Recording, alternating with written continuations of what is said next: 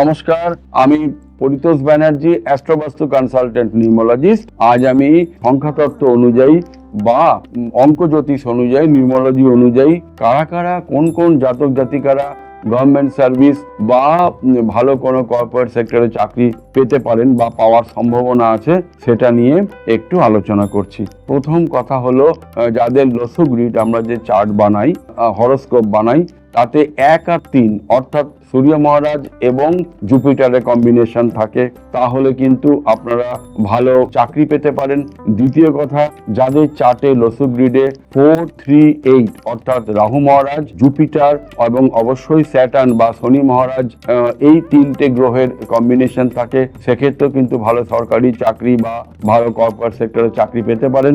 এছাড়া আরেকটা কথা বলি, 9 and 5 অর্থাৎ মার্স এবং মার্কারি যদি কম্বিনেশন থাকে, আপনার চার্টে থাকে, শুভ অবস্থায় থাকে, তাহলে কিন্তু আপনারা ভালো চাকরি পেতে পারেন। সেক্ষেত্রে মার্স আপনাদের অ্যাডমিনিস্ট্রেশন, পুলিশ এবং অবশ্যই মিলিটারি বা প্যারামিলিটারি ফোর্সের ক্ষেত্রে আপনাদের মার্স সুফল দিতে পারে। প্রত্যেকে ভালো থাকুন, সুস্থ থাকুন।